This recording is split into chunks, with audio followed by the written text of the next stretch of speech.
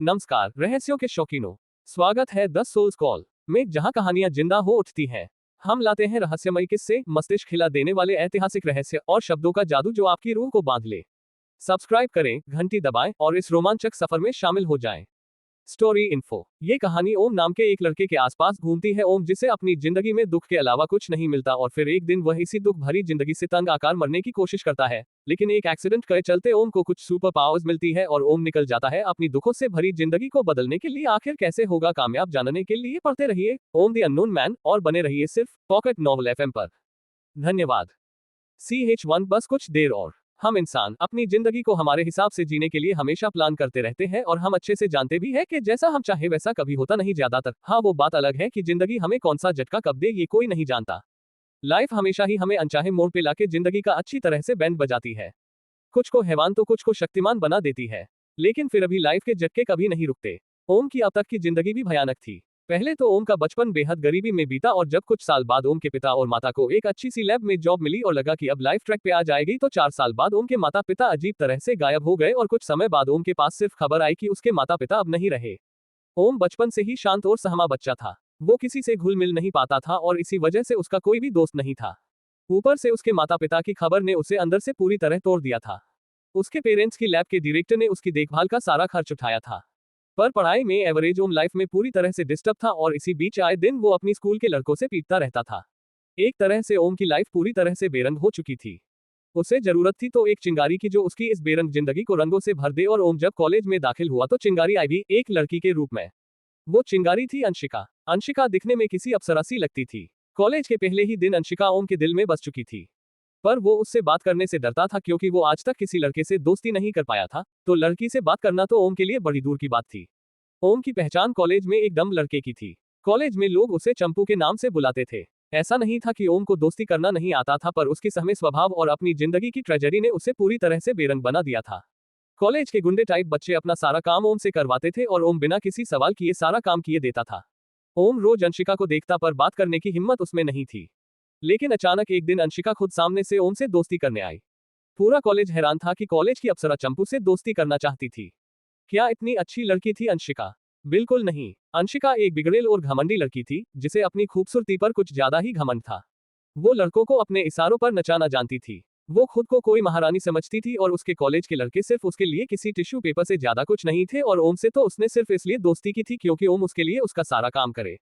आखिर वो समझती थी कि वो अगर किसी लड़के से दोस्ती करे तो उसका उस लड़के पे एहसान होगा, और चंपू तो बस उसके लिए अपने नौकर जैसा था, जिससे वो अपने सारे काम करवाएगी और वो मजे करेगी। लेकिन ओम ने ये सब एकदम सीरियस ले लिया था। वो समझता था कि अंशिका उसकी एक सच्ची दोस्त थी। वो उसका सारा काम बड़ी लगन से करता था। कई सालों बाद अब ओम के चेहरे पर फिर से मुस्कान आने लगी थी। वो खुश रहने लगा था। बेचारा अंशिका के इरादों से एकदम अनजान था, पर उसकी किस्मत को ये खुशी भी मंजूर नहीं थी। एक दिन ओम की कॉलेज के बदमाश लड़कों ने उसे पकड़कर उसे उकसाया कि अंशिका उसे पसंद करती है और तुम्हें उसे ज्यादा इंतजार नहीं करवाना चाहिए। जाओ उसे प्रपोज कर दो जाओ। अंशिका मरी जा रही है तुम्हारी होने के लिए। बेचारा ओम भी उनकी बातों में आके अंशिका को प्रपोज करने के लिए रेडी हो गया, और फिर क्लासरूम के अंदर सबके सामने उसने अंशिका को प्रपोज कर दिया। अंशिका, क्या क्या तुम मेरी गर्लफ्रेंड बनोगी? I really love you Anshika. बस इतना कहते ही पूरी क्लास जोर जोर से हंसने लगती है, और अंशिका गुस्से से लाल हो गई थी। वो ओम पे चिल्लाते हुए कहती है, तुम घटिया इंसान, तुम्हारी हिम्मत तक कैसे हुई मेरे बारे में ऐसा सोचने की? तुम्हारे साथ थोड़ा घुल मिल किया लो तो तुम तो गोद में ही बैठ जाओगे। जरा खुद को देखो गधे कहीं के। आज के बाद मुझे अपनी शकल तक मत दिखाना। अपनी औकात तो देख लेते। कहाँ तुम और कहाँ मैं the princess Anshika. Get the hell out of here. Om की किस्मत ने उसे फिर झटका दे दिया था। वो वहां से जितनी तेज हो सके बस भाग जाता है। 18 साल के ओम को अपनी अब तक की सारी लाइफ एक पल में नजर आने लगती है। उसकी आंखों में आंसू थे। वो बस भागे जा रहा था। वो इस बार पूरी तरह टूट चुका था। आखिर उसने पहली बार दोस्ती की थी किसी से, नजदीक या बाई थी, और क्या मिला? बस धोखा। वो शहर के किनारे आए समंदर के पास जाता है। सबसे ऊंची चट्टान पे जाके कुछ देर ढलते सूरज को देखता है, और फिर अपनी आंखें पोंछ के उस चट्टान से कूद जाता है। ओम समंदर के अंदर सीधा गहराई में डूबने लगता है। उसे नीले समंदर में अपना सारा दुख डूबता दिखाई दे रहा था। मानो बस कुछ पल और फिर उसकी जिंदगी का हर दुख उसके साथ डूब जाएगा। ओम पानी में से आसमान को धीरे धीरे दूर जाते हुए देख मन ही मन सोचता है, बस कुछ देर और फिर जिंदगी सुकून की नींद में सो जाएगी। बस कुछ देर और। माँ बाबा, मैं आपके पास आ रहा हूँ। समंदर में से दिख रहे और अपने से दूर जा रहे उस आसमान को देखते हुए ओम बस यही सोच रहा था। उसकी आंखों में एक अलग ही चमक थी, और ओम के मन की आवाज सिर्फ एक ही चीज बोल रही थी, बस कुछ देर और। हेलो फ्रेंड्स, मेरी इस कहानी को पढ़ अपने विचार कमेंट में लिखिए और मुझे बताइए आपको ये कहानी कैसी लगी। और भी कहानियां पढ़ने के लिए मेरे चैनल को फॉलो कीजिए। मिलते हैं अगले चैप्टर में। CH2 क्या ये स्वर्ग है? ओम अपनी जिंदगी के अंतिम पल में मुस्कुराते हुए वो अपनी आंखें बंद कर देता है। जब वो अपनी आंखें खोलता है तो वो खुद को किसी जंगल जैसी जगह पर पाता है। अपने आसपास शांत जंगल को देख ओम हैरानी के साथ कहता है, क्या यही स्वर्ग है? लेकिन जंगल जैसा है किसी, क्या मैं नरक में आ गया हूँ? पर मैंने कभी कोई गलत काम या पाप नहीं किया तो यकीनन ये स्वर्ग है। तो स्वर्ग ऐसा होता है हम, चलो कोई बात नहीं, यहाँ कुछ शांति तो है कम से कम। तभी उसके पीछे से एक आवाज आती है, ए मंदबुद्धि बालक, न ये स्वर्ग है न ही नरक और न ही तुम मरे हो। मैंने तुम्हें डूबने से बचा लिया है बच्चे। ओम पीछे मुड़कर देखता है तो एक 60-70 साल का वृद्ध आदमी उसके पीछे साधु बाबा के कपड़ों में खड़ा हुआ था, उसके हाथ में पानी था। ओम हैरानी के साथ कहता है, आपने मुझे बचाया है दादाजी, लेकिन आपकी हालत देख लगता नहीं आपने मुझे बचाया होगा। उद्धरण चिन्ह। वह अधेड़ उम्र का आदमी अपनी सफेद दाढ़ी को सहलाते हुए कहता है, वत्स, अभी तुम आध्यात्मिक शक्तियों से वंचित जो नहीं हो। चिंता मत करो, तुम सब जल्द ही समझ जाओगे। ओ अदू, क्या बके जा रहे हो? कुछ आसान भाषा में कहो, और अगर आपने मुझे बचाया तो किसने कहा था आपको? अपनी मर्जी से कूदा था समंदर में। ओम की बात सुन साधु एकटक ओम की देख, फिर वो साधु हैरान होते हुए बोलते हैं, क्यों पुत्र, जीवन सबको नसीब नहीं होता, माना परेशानियां सबको है, पर मुसीबतें ही तो जीवन को जीने की प्रेरणा देती है। उस दादाजी की बात सुन ओम का चेहरा मुरझा गया और वो उदासी के साथ बोलता है, अंडस को दादू, आप क्या जाने कि मैंने बचपन से लेके अब तक मुसीबतों के अलावा कुछ देखा ही नहीं। माना जीवन में मुसीबतें होती है पर कभी खुशियां भी तो होती है। शायद जिसने मुझे बनाया वो मेरी किस्मत में खुशियां लिखना चूक गया। मेरा जीवन जीने से मेरा मरना मुझे सुकून दे रहा था। वह साधु एक बार नम आंखों से ओम के सामने देखता है और फिर हंसते हुए कहता है, बेटा, तुम्हारी सारी परेशानियां मुझसे बेहतर कोई नहीं जानता, पर तुमने अपने अंदर की खूबियों को कभी बाहर निकलने की कोशिश ही नहीं की। उद्धरण चिन्ह। ओम चौंकते हुए कहता है, मेरे अंदर की खूबियां? आखिर ये सब आप क्या कह रहे हैं? मुझे तो कुछ समझ में नहीं आ रहा। और तो और आप है कौन? साधु उसे हंसकर जवाब देते हैं, मैं कौन हूं ये बातें बाद में करेंगे, मेरी छोड़ो, तुम बताओ क्या तुम अपना जीवन बदलना चाहते हो? साधु की यह गोल गोल बातें सुन ओम अब पक गया था। वो अपनी उलझन भरी आवाज में कहता है, क्या मतलब है आपका? पर आप पूछ रहे हैं तो हाँ बिल्कुल, मैं एक बेहतर लाइफ जरूर चाहूंगा। कौन नहीं चाहेगा? पर पहले तो मैं जानना जरूर चाहूंगा कि आप कैसे मेरा जीवन बदलेंगे। साधु एक बड़ी सी मुस्कुराहट के साथ बोलते हैं, बड़ी आसानी से, तुम बस अपने जीवन के 5 साल अपने आप को दो। मैं तुम्हें यकीन दिलाता हूं, जब 5 साल बाद तुम अपने आप को महसूस करोगे तब तुम देखोगे कि तुमने एक बिल्कुल ही नए और अविश्वसनीय ओम को हासिल किया है। ओम अब उस साधु की बातों में इंटरेस्ट लेने लगा था। वो एकदम आश्चर्य के साथ कहता है, दादाजी, लेकिन ये सब होगा कैसा? उद्धरण चिन्ह। साधु ने अब ओम को वश में कर लिया था। वो मुस्कुराते हुए कहते हैं, तुम्हारा नाम ओम है, सही कहा ना मैंने?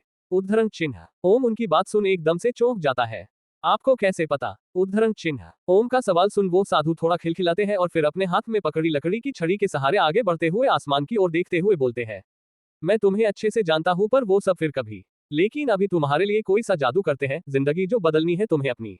हम भारत देश में है बेटे, दुनिया के सबसे बड़े और सबसे ज्यादा रहस्यों वाला देश में। अपने जीवन को बदलने के लिए तुम्हें जरूरत है तो बस अपने इतिहास को खोलकर देखो, तुम्हें अपने सारे सवालों का जवाब मिल ही जाएंगे। ओम की समझ में कुछ भी नहीं आ रहा था। साधु ओम के मन की बात जान लेता है और फिर एक लंबी सी आह भरकर हंसते हुए कहता है, खैर तुम्हारा दिमाग इन सब चीजों के लिए तैयार नहीं है अभी। ये गुड़ियों के खेल जैसी दुनिया जो देखी है तुमने। फिर वो अपनी आंखें बंद करके अपने हाथ को आगे बढ़ाता है और तभी उसके हाथ में एक पुस्तक आ जाता है। ओम के लिए ये नजारा बहुत ही चौंका देने वाला था। वो कुछ समय के लिए अपने होश खो बैठता है। आखिर अपने जीवन में पहली बार उसके अपनी आंखों से जादू होते हुए देखा था। ओम के हाव भाव देख साधु मुस्कुरा कर कहते हैं, क्यों अचंभित करने वाला नजारा देखा ना? लेकिन चिंता मत करो, जब तुम अपने अपने 5 साल खुद के जीवन को बदलने के लिए योगदान दोगे तब तुम सब समझ जाओगे। ये लो, ये पुस्तक तुम्हें अपने अंदर की शक्तियों को बाहर निकालने में मदद करेगा। बस अपना पूरा योगदान देना। बस इन 5 साल के लिए ये समझना, इस नाकाम ओम को तुम मार रहे हो। अपने जीवन के लिए अपने मन को एकदम खाली कर दो, एकदम शांत करके उसे एक पूरा शांत ब्रह्मांड बना दो और खुद के लिए ध्यान दो। पुस्तक में लिखे उपायों को आजमाओ और एक बिल्कुल ही नए ओम का निर्माण करो, एक ऐसे ओम का जो तुम्हारी सोच से भी परे शक्तिमान हो। उद्धरण चिन्ह। वहां ओम अपनी जिंदगी के नए पड़ाव के लिए साधु के बातों को ध्यान से सुन रहा और समझ रहा था। वहीं दूसरी ओर इस तरफ कॉलेज में खबर उड़ चुकी थी कि किसी लड़के ने दरिया में कूद के अपनी जान दे दी है। सब बातें कर रहे थे कि पक्का वो लड़का ओम है। बात अंशिका तक भी पहुंच चुकी थी। तभी किसी जगह अंशिका के साथ बैठी उसकी दोस्त जिसका नाम सीमा था, वो उसे देखते हुए चिंता के साथ कहती है, तुमने सुना अंशु चंपू ने पानी में कूदकर अपनी जान दे दी। अंशिका का घमंड अब भी आसमान पर था। वो अपने घमंड भरी आवाज में कहती है, आखिर उसे पता चल गया होगा कि वो मेरे लायक नहीं है और उसने जो गलती की उस पर पछताते हुए शर्म के मारे अपनी जान दे दी होगी। आखिर हर किसी को मैं थोड़ी ना मिल सकती हूँ। उद्धरण चिन्ह। सीमा जानती थी अंशिका घमंडी थी, लेकिन किसी की मोट से भी उसे फर्क नहीं पड़ेगा। ये देख वह चौंक जाती है और गुस्से में आकर बोल उठती है, बस करो यार, आखिर कितना घमंड करोगी तुम? तुम्हें अंदाज भी है ये कैसी सिचुएशन है? वो लड़का मासूम था यार, और उसने सुसाइड किया है। उसने तुम्हारे लिए नहीं, तुम्हारी वजह से जान दी कल जो तुमने उसकी बेइज्जती की उस वजह से। और उस हिसाब से तुम एक मासूम लड़के की कातिल हो। पर तुम अपनी घमंड की आंखों से ये सब नहीं देख पा रही हो। तुम्हारी आंखों पे पट्टी चढ़ी है अपने रूप के घमंड की। मेरी बात याद रखना, किसी दिन तुम्हारा घमंड इस कदर उतरेगा तुम कहीं की नहीं रहोगी। उद्धरण चिन्ह। इतना कह सीमा वहां से जाने के लिए अपना सामान समेटती है और अंशिका सीमा को बस चौंक कर देखती रहती है। उसे सीमा ने कभी इस तरह की बात आज से पहले नहीं कही थी। अभी सीमा वह से जा ही रही थी कि तभी उन्हें वही पास में ही बात कर रहे कुछ लड़कों की आवाजें आती है। वो वही लड़के थे जिसने ओम से ये सब करवाया था। वो बात कर रहे थे, उनमें एक दुबला लड़का था जिसका नाम नीरव था। वो कहता है, यार माइक, क्या चढ़ाया तुमने उस चंपू को, जान ही दे दी उसने तो। उद्धरण चिन्ह। नीरव की बात सुन माइक एकदम से गुस्से में आकर कहता है, क्या मतलब है तुम्हारा? मैंने उसे सिर्फ मजाक किया था, समझे तुम? मैंने उसे कोई जान देने के लिए नहीं कहा था। इसलिए अपना ये गटर जैसा मुंह बंद रखो और गलती से भी यह बात किसी और जगह मत कहना। तभी वहां खड़ा एक दूसरा लड़का कहता है, हाँ पर जो भी हो चंपू सच में चंपू ही था, इतनी सी बात के लिए जान दे दी। उन सब में हो रही बातें अंशिका और सीमा सब सुन लेती है और उनके पास जाती है। वहां जाते ही सीमा गुस्से से कहती है, क्या घटिया आदमी हो तुम लोग, एक मासूम को मरवा दिया। मैं अभी जाकर पुलिस को बताती हूँ। अचानक से अंशिका और सीमा को देख माइक घबरा गया, लेकिन फिर जल्दी से खुद को संभालकर वो हंसने लगा और फिर चलकी के साथ बोल उठा, क्या बक रही हो तुम? बेशक हमने मजाक किया, पर क्या कहोगी पुलिस के पास जाकर हूँ कि मैंने चंपू के साथ मजाक किया और उसने जान दे दी? तुम सब तो बस खड़े थे ना। ओए मैडम, बात सुनो मेरी, चंपू ने जान दी क्योंकि सबके सामने तेरी ये नक्चड़ी दोस्त ने उसकी ले ली इज्जत। और अगर पुलिस को बटन ही है तो बताओ, मुझे घंटा फर्क नहीं पड़ता, क्योंकि मुझे तो बस जेल होगी, पर तुम्हारी दोस्त जरूर लंबी फंसेंगी और क्या पता नसीब अच्छा रहे तो फांसी भी मिल जाए। और जो इंसान मिस्टर गया उसके लिए तुम अपनी दोस्त को फांसी पर तो नहीं चढ़वाना चाहोगी, तो जरा औकात में रहो, समझी? चलो रे सब। उद्धरण चिन्ह। और फिर वो लोग वहां से चले जाते हैं और सीमा और अंशिका बस एक दूसरे को देखती रहती है। CH3 मैं तैयार हूँ। माइक और उसके दोस्तों के जाने के बाद सीमा नाराजगी के साथ अंशिका से कहती है, देखा तुमने कि अगर ये बात पुलिस तक पहुंची तो तुम्हारे साथ क्या हो सकता है? प्लीज समझने की कोशिश करो अंशिका, एक इंसान ने जान दी है तुम्हारी वजह से, बस दुआ है अब तुम्हारी आंखें खुल जाए। इतना कह गुस्से के साथ सीमा वहां से चली जाती है। अंशिका दुखी और हैरान नजरों के साथ सीमा को जाते देखती रहती है। वहीं दूसरी ओर ओम को साधु ने उसकी अंदर छुपी शक्तियों के बारे में कुछ देर समझाकर साधु ओम के हाथों में वो किताब दे देते हैं। फिर साधु किनारे की ओर आगे बढ़ते हुए कहते हैं, मेरे बच्चे ओम, याद रखो बस अपने जीवन के 5 साल खुद को खुद के ही लिए त्याग कर दो, फिर एक चमत्कार होगा और एक नए ओम का आगमन होगा। आशा करता हूँ वो ओम दुनिया के लिए यादगार रहेगा, क्योंकि इस ओम को आज कोई नहीं जानता। उद्धरण चिन्ह। ओम को उस साधु से एक अलग सी फीलिंग महसूस हो रही थी, उससे एक अलग ही अपनापन महसूस हो रहा था और उनकी बातें सुन ओम कुछ पल के लिए नम सा हो गया था, क्योंकि वो जानता था कि उनकी एक एक बात, एक एक शब्द सच्चा है। तभी ओम साधु को किनारे की ओर जाते हुए देख अचानक से चिल्लाते हुए कहता है, अरे दादाजी, आप उस ओर कहाँ जा रहे हैं? वहां तो समंदर है। ओम की बात सुन साधु मुड़कर मुस्कुराकर कहते हैं, बच्चे मैं एक योगी हूँ, मुझे पानी आगे बढ़ने से नहीं रोक सकता। पर अब तुम्हारी बारी है, अपने कदम आगे बढ़ाओ एक नई शुरुआत की ओर। आशा करता हूँ जल्द ही नए ओम से भेंट होगी। ओम को महसूस होता है कि साधु अब वहां से जाने वाले हैं। हालांकि अभी भी ओम को उनकी बातें अटपटी ही लग रही थी, पर फिर भी एक विश्वास के साथ वह पूछता है, मतलब आप अब जा रहे हैं है ना? क्या हम फिर से मिलेंगे? साधु मुस्कुराकर कहते हैं, अवश्य पुत्र, मैं हमेशा तुम्हारे साथ ही था और हमेशा रहूंगा। ओम साधु की ये बातें सुनते हुए अपनी किताब की ओर देखता है और जब वो फिर से साधु की ओर देखता है तो उसकी आंखें फटी की फटी रह जाती है, क्योंकि साधु वहां से गायब हो चुके थे। ओम की समझ में कुछ नहीं आ रहा था, उसे लग रहा था कि ये कोई सपना है, यहाँ तक कि वो खुद को एक चिमटी तक काटता है। तब जाकर उसे यकीन आता है कि नहीं, यही हकीकत है। अचानक ही उसके चेहरे पर एक उदासी आ गई थी। उसे साधु के जाने का गम था, क्योंकि ओम को उस साधु से एक अलग ही अपनापन महसूस हो रहा था, पर तब तक तो वो साधु जा चुके थे और ना ही उसने उनका धन्यवाद किया था अपने जीवन को बचाने और उसे बदलने की सलाह देने के लिए। वही सब सोचते सोचते ओम भी वहां से जाने लगता है। ओम को अपने घर पहुंचते पहुंचते देर रात हो चुकी थी। फिर घर में सोफे पर बैठ वो अपनी किताब को देखता है। किताब पढ़ते पढ़ते धीरे धीरे उसका मन उस किताब में लगने लगता है। पढ़ते पढ़ते आधी रात हो गई, रात से सुबह हो गई, सुबह से दूसरी रात, तब जाकर उसने पूरी किताब खत्म कर ली। वो किताब को बंद करता है और उस वक्त उसकी आंखों में एक अलग चमक थी, चेहरे पर तेज था, कहीं भी थकान का कोई निशान नहीं था। तकरीबन 2 से 3 दिन से न उसने खाना खाया था, न ही पानी पिया था। फिर भी उसे कुछ महसूस नहीं हो रहा था और अचानक ओम फिर मानो चिल्ला ही उठता है, हाँ मैं दूंगा 5 साल। आज से ही मैं खुद को इस घर में बंद कर दूंगा, अपनी आंतरिक शक्तियों को बाहर निकालूंगा। उद्धरण चिन्ह। उसके बाद ओम खुद को अपने घर में बंद कर लेता है। उस घर में एक आंटी आते थे सुबह सुबह, जो घर की सफाई कर जाते और ओम के लिए एक वक्त का खाना बना के चली जाती। ओम ने उन 5 सालों में अपने मुंह से एक शब्द तक नहीं निकाला था। उन माँ जी को तो ये था कि ओम एक गूंगा बहरा लड़का है। इस तरफ ओम बस हर वक्त सिर्फ ध्यान की मुद्रा में बैठा रहता अपने कमरे में, सिवाय अपने शरीर और मन को एकाग्र करने के ओम कुछ और नहीं करता। बस हर वक्त एक ही जगह पर 5 साल तक उसने बाहरी दुनिया से कोई संपर्क तक नहीं रखा था। उसने 5 साल में सिर्फ एक इंसान देखा था, वो थी उसकी वो कामवाली माँ जी। उसके सिवा ना किसी ने ओम को देखा था, ना ओम जिंदा है ये किसी को पता था। वो कामवाली आंटी को भी ओम के कमरे में जाने की इजाजत नहीं थी। माँ जी को भी ओम सिर्फ हर साल पैसे देने के लिए सिर्फ कुछ मिनट के लिए अपने कमरे से बाहर आता था और पैसे देके चला जाता अपने कमरे में।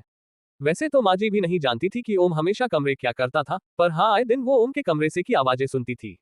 पर क्योंकि वो उस कमरे में नहीं जा सकती थी, उन्हें कभी पता नहीं चला कि आखिर उस कमरे में ऐसा होता क्या है। और ओम से तो उनके हिसाब से पूछना ही बेकार था, क्योंकि ओम तो उनके लिए गूंगा बहरा था और ओम उसे अच्छे खासे पैसे देता था, तो उन्होंने भी काम से निकालने के डर से कभी कुछ जानने की कोशिश भी नहीं की। हाँ, बेसिक ओम की आर्थिक स्थिति इतनी भी खास कोई नहीं थी, वो भी एक मिडिल क्लास लड़का था। लेकिन क्योंकि उसके माता पिता जिस लेब में काम करते थे वो पास के किसी शहर में थी, इसी वजह से हर महीने उसे हमेशा मिलने वाले पैसे उसके अकाउंट में आ ही जाते थे। पैसे के अलावा लेब के उन लोगों को ओम से कुछ लेना देना नहीं था। उन्होंने इतने साल में कभी भी ओम की खबर तक नहीं निकाली थी। उनके लिए ओम जिंदा है या मर गया कोई मायने नहीं रखता था। रही बात दूसरों की, तो ओम पहले भी उनके लिए न के बराबर ही था, तो ओम के जाने के बाद किसी को कोई खास फर्क नहीं पड़ा, खास क्या जरा सा भी फर्क नहीं पड़ा था। और बात रही ओम की, तो ओम बस अपने कमरे में हर वक्त योग करता, ध्यान लगाता, खुद के मन को एकाग्र करता। हमारे शास्त्र भी हमें सिखाते हैं कि जो इंसान योग और ध्यान में मग्न रह के खुद को एकाग्र करता है, वो इंसान अपने शरीर की आंतरिक ऊर्जा को बाहर निकाल सकता है और खुद को अमानवीय शक्तियों का स्वामी बना सकता है। ये कार्य जितना आसान दिखता था उतना ही कठिन भी था, क्योंकि मन को एकाग्र करना हर किसी के बस की बात नहीं। अपने सभी वैभवों का त्याग कर खुद का ही नवनिर्माण करना, ये चीजें हर कोई नहीं कर सकता। पहले के जमाने में ऋषि मुनि साधु संत आदि भी हमेशा ध्यान करते रहते थे, अपनी आंतरिक ताकतों को विकसित करते रहते थे, जिन्हें वे योग कहते थे। जापान और चीन जैसे देशों में आज भी ये चीजें मार्शल आर्ट्स के नाम से विख्यात है। कई देशों में ऐसे गुण वाले इंसानों को सुपर ह्यूमंस भी बुलाया जाता है। आज के जमाने में हमारे सामने इस तरह के असामान्य ताकतों वाले कई लोग सामने आए हैं। तो सवाल उठता है कि क्या ओम भी ऐसा ही बन जाएगा? क्या सच में उसका जीवन पूरी तरह से बदल जाएगा? CH4 सुनहरा भूत। एक दिन सुबह सुबह ओम के घर की कामवाली आंटी आए और रोज की ही तरह अपना काम शुरू कर दिया। अभी कुछ ही देर हुई थी कि तभी ओम के कमरे से एक बॉम्ब फूटने जैसी धमाके की आवाज आई। माँ जी एकदम से चौंक गई, वो अड़क गई थी। वे डरते हुए ही बोलने लगी, हे राम, क्या क्या ये भूकंप था या कहीं बॉम्ब फूटा है?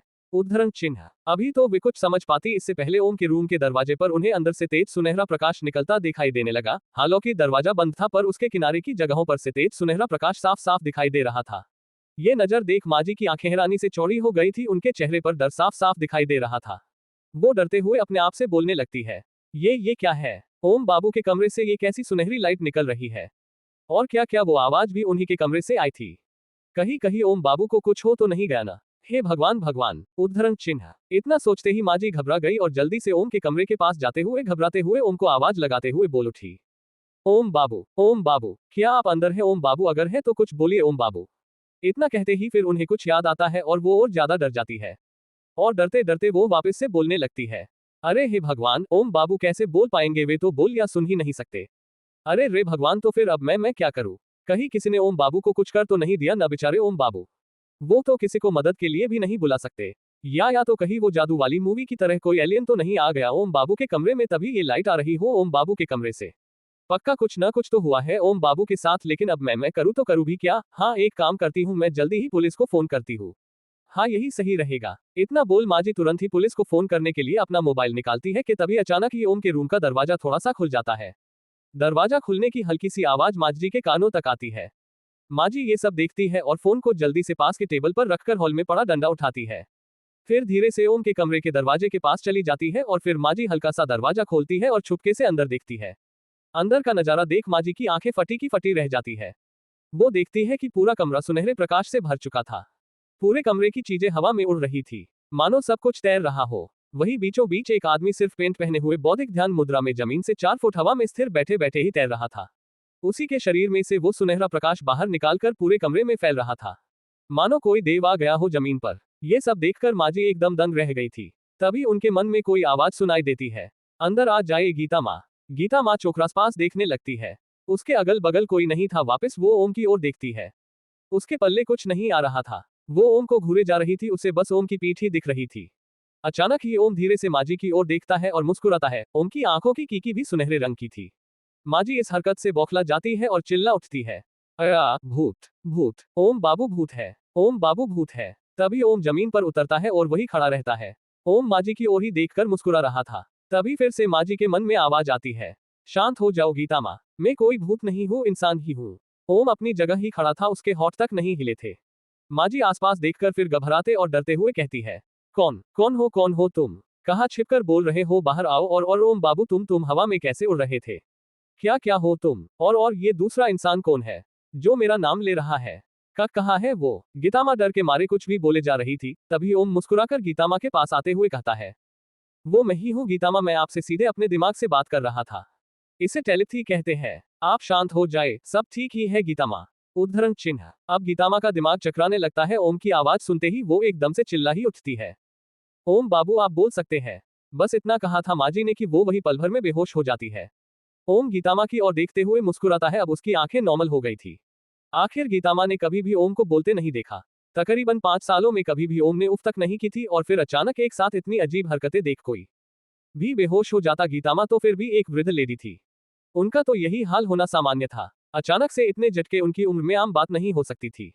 उसके बाद ओम अपना हाथ गीतामा के सिर पे रखता है और फिर हाथ से कुछ पल के लिए सुनहरा प्रकाश जलता है और फिर ओम अपना हाथ वापस ले लेता है और वो अपने आप से कहता है, माफ करना गीता माँ, पर मेरा इरादा आपको डराना नहीं था, पर मैं अपनी नई प्राप्त हुई शक्तियों को आजमा रहा था। पर मैं आपको सामान्य कर देता हूँ, आप यहाँ हुई सारी बातें भूल जाएंगी। उद्धरण चिन्ह। इतना कह ओम अपना हाथ गीतामा के सर पर रखता है और अपनी आंखें बंद कर देता है। फिर कुछ देर बाद गीतामा सोफे पर से उठती है। उनका सिर बहुत दर्द कर रहा था। ओम उनके सामने ही खड़ा था। वे उठते हुए और ओम को देख के बोलती है, ओम बाबू मैं यहाँ कैसे आ गई और मैं सो कैसे गई थी? उद्धरण चिन्ह। गीतामा आपने पहली बार मेरी आवाज सुनी और आप सदमे से बेभान हो गई थी, तो मैंने आपको यहाँ सुला दिया था। ओम मुस्कुराकर कहता है। गीतामा अपने सर पर हाथ रखते हुए बोलती है, हाँ ओम बाबू आप आज से पहले 5 साल में कभी नहीं बोले, पर आप बोल सकते हैं।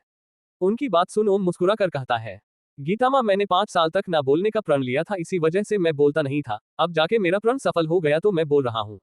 गीतामा की समझ में नहीं आ रहा थी कि आखिर ये सब हो क्या रहा है। CH5 बदलाव। कुछ देर ओम के समझाने के बाद अब गीतामा सब समझ गई थी और ओम के सामने देख मुस्कुराकर कहती है, अरे वाह ओम बाबू, ये तो बड़ी अच्छी बात है। अच्छा हुआ आपकी आवाज आ गई, और कितनी ही प्यारी आवाज है आपकी, पर आप 5 साल में पहली बार इतने समय के लिए अपने कमरे से बाहर रहे हैं। उद्धरण चिन्ह। ओम हंसते हुए कहता है, गीतामा पैसे अब खत्म हो गए और अब आपको पगार देने के लिए मुझे भी तो कमाना होगा ना, तो अब कमरे से क्या घर से बाहर निकलना पड़ेगा ना मुझे, नौकरी के लिए। गीतामा के दिमाग में अब सब बैठ गया था। वे मुस्कुराकर कहती है, अच्छा तो इसलिए आप बाहर आए हैं ओम बाबू। इतने सालों बाद आज आपको मैंने अच्छी तरह से देखा है और आप किसी संत बाबा की तरह लग रहे हैं। आप बिल्कुल योगी लग रहे हैं। आप तो अभी बहुत जवान है, फिर भी उतनी लंबी दाढ़ी के साथ बूढ़े दिख रहे हैं ओम बाबू। गीतामा की बात सुन अब ओम को अपने 5 साल में हुए बदलाव के बारे में याद आया। वो अपनी यादों में और 5 साल में हुए अनुभवों में खो जाता है। इन 5 सालों में जब तक कि वो अपनी ताकत पर नियंत्रण करना सीखता, तब तक तो उसकी दाढ़ी 1.5 फुट लंबी हो गई थी, यहाँ तक कि उसके बाल भी काफी लंबे हो गए थे। हालांकि नियंत्रण सीखने के बाद उसने अपने बालों और शरीर की बढ़ती ग्रोथ को रोक लिया था, पर फिर भी बदलाव तो हुए ही थे। उसका शरीर बहुत मजबूत बांधे का बन गया था, क्योंकि 5 साल पहले सूखी लकड़ी जैसा दिखने वाला ओम अब विद्युत जामवाल जैसा बॉडी बिल्डर बन चुका था। मानो उसने 5 साल किसी कमरे में नहीं, किसी जिम में बिताए हो। इतना आकर्षित करने वाला शरीर बन चुका था उसका। उसके चेहरे का तेज किसी को भी उसकी तरफ खींच ले, ऐसा हो गया था। तभी कुछ सोचते हुए गीतामा बोलती है, पर ओम बाबू आप इस छोटे शहर में क्या ही कर लेंगे? आपकी उम्र के सभी बच्चे तो अपनी पढ़ाई पूरी करके मुंबई जैसे बड़े शहरों में चले जाते हैं। यहाँ तो हम जैसे बूढ़े रह जाते हैं। मेरी माने तो आपको भी किसी बड़े शहर में नौकरी ढूंढने जाना चाहिए। उद्धरण चिन्ह। ओम गीतामा की ये बात सुन सोच में पड़ जाता है। फिर कुछ ही पल बाद वो गीतामा की ओर देख मुस्कुराकर कहता है, कोई बात नहीं गीतामा, उस बारे में मैं कुछ जरूर सोचूंगा, लेकिन आज आप कुछ बीमार हैं तो इसीलिए गीतामा आज आप घर जा सकती है, आज आपकी छुट्टी। और चिंता मत कीजिए, इस छुट्टी के दिन के पैसे मैं काटूंगा नहीं। गीतामा का अब तक का दिन पूरा सरप्राइज से भर हुआ था। हाँ ये बात और है कि वो भूल चुकी थी, पर फिर भी उनके लिए छुट्टी की बात को हजम करना बहुत मुश्किल था, क्योंकि 5 साल में उन्हें एक भी छुट्टी नहीं मिली थी। हाँ उन्होंने ली थी, वो अलग बात है, पर ओम ने सामने से उसे कभी छुट्टी के लिए कोई इशारा भी दिया हो ऐसा उन्हें याद नहीं आ रहा था। पर छुट्टी आखिर किसे नहीं पसंद, ऊपर से गीतामा बहुत वृद्ध थी, तो छुट्टी तो उनके लिए एक तरह से किसी डूबे को किनारे जैसा ही था। यही सोच गीतामा बिना और कोई सवाल पूछे छुट्टी मंजूर करते हुए ओम को शुक्रिया बोल वहां से जाने लगती है। गीतामा के जाते ही ओम सबसे पहले अपने साधु वाले हुलिये को ठीक करने किसी हेयरकट की शॉप पे जाता है और सबसे पहले अपना पूरा हुलिया नॉर्मल करता है। 18 साल के ओम ने जब खुद को अपने घर में बंद किया था, उसके बाद आज नया 23 साल का ओम तकरीबन इतनी लंबी दाढ़ी में 35 का लग रहा था। जब वो हेयरकट की शॉप से बाहर निकलता है तो मानो कोई 20 साल का नौजवान लड़का अपने कॉलेज के पहले दिन के लिए तैयार हुआ हो, या यूं कहो कहीं डेट पर जाने के लिए, इतना खूबसूरत लग रहा था। ओम के 5 साल के सेक्रीफाइस ने उसे ढेर सारी खूबियां दी थी, साथ ही साथ एक चार्मिंग लुक भी उसके बदलाव में से एक था, और ऊपर से योग के प्रभाव से उसका चेहरे पर जो तेज था वो उसके लुकस को 4 चांद लगा रहा था। जब तक कि ओम पैदल अपने घर पहुंचा, उसे रास्ते की तकरीबन सभी औरतों और लड़कियों ने नोटिस किया। हर किसी को ओम के आसपास से एक अलग ही वाइब्स महसूस हो रही थी, मानो ओम को देख वो सभी उसकी ओर खींचे जा रहे थे। ओम अपने घर पहुंचकर नहा धोकर खुद को आईने में देखता है। फिर खुश होकर आईने से बातें करते हुए ओम बोलता है, बेसिक बदलाव तो हुआ है। मैं उन बाबा का जितना धन्यवाद करूं कम है, पर उन्होंने कहा था एक दिन जरूर मिलेंगे, इंतजार रहेगा उस दिन का। पर उससे पहले जैसे कि उन्होंने कहा था, इस नए ओम को अब निखारना है, अब मुझे पहले एक नाम बनाना है, क्योंकि अब गुमनामी बहुत हुई। बेसिक अब तक मेरा यहाँ रहना किसी के लिए कोई मायने नहीं रखता, शायद तो मैं सबके लिए मर चुका था, और मैं मरा हूं इस बात से भी किसी को कोई फर्क तक नहीं पड़ा हो। पर अब ऐसा अपना नाम बनाना है जिससे कम से कम मेरे जाने के बाद कोई तो ऐसा हो जिसे मेरे जाने से फर्क पड़े। उस किताब ने मुझे एक नया जीवन दिया है, अब बनाना है एक नाम जो बना दे मेरे बिगड़े हर काम। उद्धरण चिन्ह। ये बातें बोलते वक्त ओम की आंखों में एक अलग ही रोशनी, एक अलग ही चिंगारी थी। ओम तुरंत ही बाहर जाने के लिए अपने कपड़े बदलता है और रेडी होकर हैंडसम लग रहा ओम अपने घर से बाहर निकलता है। नीले आसमान की ओर देख उत्साह के साथ और चेहरे पर एक जंग जीतने वाली स्माइल के साथ कहता है, दुनिया वालों, तुम जिस ओम को अब तक जानते थे वो मर चुका, स्वागत करो इस नए ओम का, क्योंकि अब ये ओम नहीं रुकेगा, ये लाएगा अब भूचाल। उद्धरण चिन्ह। इतना कह ओम आगे बढ़ने लगता है। शहर की गलियों में चलते हुए ओम किसी जगह को ढूंढ रहा था। वो आसपास देखते हुए कहता है, यही कहीं पर होना चाहिए था। हाँ, ये रहा। ओम एक बड़े से अस्पताल के सामने रुककर कहता है। ओम अस्पताल की ओर देख मक्कम इरादे से बोलता है, माना कि पिछली जिंदगी में मेरे पास कुछ नहीं था, पर इस जिंदगी में मुझे वो सब चाहिए जिसका मैं हकदार हूँ। उद्धरण चिन्ह। फिर वो अंदर जाता है और वहां एंट्रेंस पर बैठी लड़की से पूछता है, एक्सक्यूज मी, क्या आप मुझे बता सकती है कि डॉक्टर विजय आहूजा का ऑफिस कहाँ पर है? मुझे उनसे मिलना है। उद्धरण चिन्ह। काउंटर पर बैठी वो लड़की अपना काम छोड़कर ओम की ओर देखती है और फिर ओम को देख ओम के रूप में खो जाती है। फिर तो वो कुछ देर तक ओम को यूं ही देखती रहती है तो ओम उसे सपनों से बाहर लाते हुए उसे टकोरता है। हेलो मैम, क्या आप बात सकती है डॉक्टर विजय आहूजा का ऑफिस कहाँ है? उद्धरण चिन्ह। वो लड़की सपनों से बाहर आती है और शर्मा कर कहती है, हाँ हाँ डॉक्टर आहूजा, हाँ वो आगे लेफ्ट, फिर 2 ऑफिस छोड़ के राइट पे उनका ऑफिस है। क्या आपके पास उनका अपॉइंटमेंट है? ओम थोड़ा नर्म होते हुए कहता है, जी नहीं, मेरे पास उनका अपॉइंटमेंट तो नहीं है, पर क्या आप प्लीज उनके पास जाकर उनसे कह सकती है कि मैं उनसे मिलना चाहता हूँ? उद्धरण चिन्ह। वो लड़की मुस्कुराते हुए कहती है, आमतौर पे तो हम ऐसा नहीं कर सकते, पर कुछ पर्सनल केस में हम मीट अरेंज कर देते हैं, मैं आपके लिए पूछ देती हूँ। उद्धरण चिन्ह। फिर वो अपना वहां पड़ा टेलीफोन उठाती है और कोई एक नंबर मिलाती है। ओम मुस्कुराकर कहता है, जी शुक्रिया। वो लड़की फोन पे डॉक्टर से बात करती है और फिर ओम से पूछती है, जी आपका नाम क्या है? ओम तुरंत ही हड़बड़ाहट के साथ कहता है, उनसे कहिए ओम मिलना चाहता है। फिर वो लड़की फोन पर बात करती है और बाद में फोन रख के ओम की तरफ देख मुस्कुराते हुए कहती है, जी डॉक्टर ने आपको थोड़ी देर बैठने के लिए कहा है, अभी बुलाते हैं वो आपको। उद्धरण चिन्ह। उस लड़की की बात सुन ओम मुस्कुराता है और वही हिचकिचाते हुए बैठ जाता है। तभी उस लड़की के मन में कुछ आता है और वो ओम से पूछती है, जी सुनिए, बुरा मत मानिएगा, पर आपका नाम सुनते ही उनकी आवाज बदल गई थी, आखिर आप है कौन? उद्धरण चिन्ह। ओम उस लड़की की ओर देख एकदम ही नर्म लहजे में जवाब देता है, जी मैडम, मैं उनके बड़े भाई का बेटा हूँ, Om Ahuja, he is my uncle. CH6 Om का बचपन। मैं ओम आहूजा हूँ, विजय आहूजा मेरे चाचा जी है। इतना सुन काउंटर पे बैठी लड़की हैरानी से ओम की ओर देखती रहती है। वो मन ही मन सोच रही थी, दो विजय का इतना हैंडसम भतीजा है, और आज से पहले तो आपको देखा नहीं कभी भी। ओम ने उसके मन की बातों को सुन लिया था। ओम की शक्तियों में लोगों के दिमाग के विचारों को सुनना भी एक शक्ति थी। ओम के चेहरे पर यूं तो कोई एक्सप्रेशंस नहीं थे, पर धीरे धीरे वो अपनी अतीत की यादों में खो रहा था। उसका अतीत सामने दिख रहा था उसे। ओम का बचपन काफी दर्द भरा था। ओम को वो समय याद आ रहा था जब बचपन में स्कूल से घर आने पर ओम अपना होमवर्क खत्म करके खेल रहा था। शाम का समय था और रात ढलने को आई थी। तभी उसके घर का दरवाजा खुलता है। काले शूट बूट में कुछ लोग आते हैं, जिनके बीच एक बूढ़ा आदमी था। वो ओम के पास धीरे से आता है और ओम के पास बैठकर मुस्कुराते हुए कहता है, बेटा आपके माता पिता कुछ समय के लिए बाहर गए हैं और तुम्हें कुछ दिन मेरे साथ रहना है, तो बेटा अंकल के साथ रहोगे ना आप? उनकी बात सुनना ओम अपना सिर हाँ में हिलाता है और फिर वो आदमी ओम को गोद में उठाकर वहां से चला जाता है। छोटा सा ओम अपने माता पिता की मौत की खबर सुनने के लिए तैयार नहीं था। यही सोचकर उसके माता पिता के साथ काम करते उस बूढ़े आदमी ने ओम से ऐसा कहा था। दूसरे दिन बारिश हो रही थी और ओम के माता पिता का फ्यूनरल था। ओम का पूरा परिवार वहां पर मौजूद था। कुछ देर बाद वो बूढ़ा आदमी ओम के दोनों चाचा से किसी रूम में बात कर रहा था। ओम उनकी बातें टेबल के पास बैठकर सुन रहा था। वो लोग ओम के आगे की परवरिश को लेकर सब जगड़ रहे थे। नन्हा ओम मायूसी के साथ उन सबको देख रहा था। ओम को अपने साथ ले जाने वाला वो बूढ़ा आदमी कहता है, देखिए वो बच्चा अभी बहुत छोटा है, इसीलिए उसकी परवरिश किसी सही हाथों में होनी जरूरी है। आप दोनों उसके चाचा है। अगर आप नहीं तो उसे कौन संभालेगा? आखिर इतने कठोर नहीं हो सकते आप लोग। उद्धरण चिन्ह। तभी ओम के बड़े चाचा जो कमरे के एक कोने में खड़े थे वो बिल्कुल ही शांत आवाज में कहते हैं, मैं ओम की परवरिश के लिए तैयार हूँ। मैं समझता हूँ कि वो एक छोटा बच्चा है, उसे इस समय माँ बाप के प्यार की सख्त जरूरत है। पर अगर मैं उसे अपने साथ घर ले गया तो मेरी बीवी मेरे बच्चों को लेकर घर छोड़कर चली जाएगी। मैं कभी ओम का बुरा नहीं चाहूंगा, पर मुझे माफ कीजिए सर, अगर मैं ओम को घर ले गया फिर तो मेरी जिंदगी ही तबाह हो जाएगी। मुझे माफ कर दीजिए, मैं ओम को अपने साथ नहीं ले जा सकता। लेकिन विजय तुम तो उस मासूम बच्चे को रख सकते हो। उद्धरण चिन्ह। तभी ओम के छोटे चाचा जो कि ओम के बड़े चाचा के बगल में ही खड़े थे वो गुस्से में चिल्लाते हुए कहते हैं, आपका दिमाग तो ठीक है ना मनोज भैया? इस अनाथ और गरीब का क्या असर पड़ेगा मेरी फैमिली पे? वैसे भी मेरे पास कम परेशानियां नहीं है जो एक और परेशानी मैं अपने गले बांधूं। बेशक आप उस बच्चे को अपने साथ मत रखिए, लेकिन कम से कम उसे दूसरों के गले तो मत बांधिए, और आप जानते ही है मेरे और उसके बाप के संबंध कैसे थे। मैं बस उस बच्चे के लिए इतना ही कर सकता हूँ कि अगर वो चाहे तो साल में 1-2 बार मेरे परिवार से मिलने आ सकता है। इससे ज्यादा न मैं उसके लिए कुछ करना चाहूंगा न कर सकूंगा।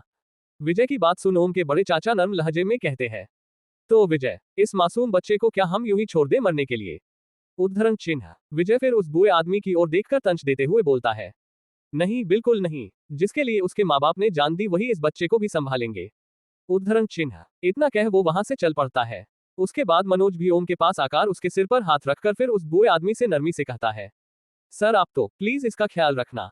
उद्धरण चिन्ह। फिर ओम को आई एम सॉरी बोल वो भी वहां से चल पड़ता है। उसके बाद वो बूढ़ा आदमी एक औरत को ओम के घर पर उसकी देखभाल के लिए अपॉइंट करता है और फिर वह भी अपने रास्ते चल देता है। उस दिन से ओम हर रोज अपने माँ बाप का इंतजार करता रहता। स्कूल से आकर सीधा वो घर के दरवाजे पर बैठ जाता और अपने माता पिता का इंतजार करता रहता। हर रोज रात को दुखी होकर सो जाता, कई बार तो वो उसी दरवाजे पर ही सो जाता। किस्मत से बूढ़े आदमी ने जिस औरत को ओम का ख्याल रखने के लिए अपॉइंट किया था वो बहुत अच्छी थी। कई सालों तक उन्होंने ओम का बहुत अच्छे से ख्याल रखा। वही औरत ने ओम की माँ की जगह ली थी। वाकई में ओम के लिए उसका बचपन बहुत दर्द भरा था। बिना माँ बाप के बड़ा होना, परिवार होने के बावजूद भी अकेले जीना दिल को अंदर से खा जाता है। ऊपर से खेलकूद की उम्र में ये सब सहन करना, कोई दूसरा इंसान तो ये सब सोचने भर से भी कांप जाए। लेकिन ओम इन सारी मुसीबतों का सामना कर रहा था। वाकई ओम के दिल का हाल सिवाय ओम के कोई नहीं जान सकता। अभी ओम इन्हीं ख्यालों में था कि तभी उसे किसी की आवाज सुनाई देती है। ओम अपने ख्यालों में से बाहर आ जाता है। ओम देखता है कि वो काउंटर वाली लड़की ओम को पुकार रही थी। ओम को जैसे उसकी आवाज आती है वो जल्दी से बोलता है, हाँ हाँ मैडम क्या हुआ? वो लड़की मुस्कुराते हुए कहती है, डॉक्टर विजय ने अपनी केबिन में आपको बुलाया है। फिर वो लड़की काउंटर से बाहर निकलकर ऑफिस की ओर जाते हुए कहती है, चलिए इस तरफ। ओम भी मुस्कुराकर सर हिलाकर उस लड़की के पीछे चल पड़ता है। रास्ते में वो लड़की ओम से फ्लर्ट करते हुए कहती है, वैसे किसी हीरो से भी ज्यादा स्मार्ट लगते हो तुम। ओम मासूमियत में बोलता है, जी जी शुक्रिया। वो लड़की आगे अपना फ्लर्ट जारी रखते हुए कहती है, तो कितनी गर्लफ्रेंड्स है तुम्हारी? ओम अपनी मासूमियत में ही कहता है, जी जी एक भी नहीं मैम, मैं आमतौर पे लड़कियों से बात नहीं कर पाता। उद्धरण चिन्ह। वो लड़की ओम की मासूमियत से खुश होकर कहती है, अच्छा तो सिंगल हो, अच्छी अच्छी बात है। उद्धरण चिन्ह। ओम उस लड़की की बातों को इग्नोर कर देता है। तब तक वे दोनों अपनी जगह पर पहुंच चुके थे। ओम को डॉक्टर विजय की ऑफिस के बाहर छोड़कर वो लड़की वहां से चली जाती है। ओम फिर एक गहरी सांस लेकर एक बार ऑफिस की ओर देखता है और फिर अंदर चल जाता है। ऑफिस के अंदर सिवाय एक डॉक्टर के कोई नहीं था। वो डॉक्टर अपनी कुर्सी पर बैठा था। ओम के अंदर जाते ही वो ओम को एकटक ऊपर से नीचे देखते रहते हैं, लेकिन उनकी आंखों या चेहरे पर ओम के लिए कोई भाव नहीं था। CH7 चाचा भतीजा। कुर्सी पर बैठे बैठे ही विजय आहूजा ने ओम का अपनी आंखों से एक पूरा स्कैन कर लिया। विजय आहूजा एक मल्टी स्पेशलिस्ट डॉक्टर था और अपने पैसों के घमंड में चूर इंसान था। वो अपने बीवी बच्चों के अलावा किसी और इंसान का भला करना तो दूर सोचना भी जरूरी नहीं समझता था, और वो उन्हीं लोगों को अपना वक्त देना जायज समझता था जो अमीर हो या जिनका एक बड़ा नाम हो, वरना आम लोगों को वो देखना भी जरूरी नहीं समझता था। इन शॉर्ट में कहे तो विजय आहूजा एक लालची और स्वार्थी इंसान था जिसे अपने अलावा दूसरों की किसी भी तरह की परवाह नहीं थी। फिर कुछ देर तक माहौल को शांत देखकर ओम हिचकिचाते हुए बोलता है, हेलो विजय अंकल कैसे हैं आप?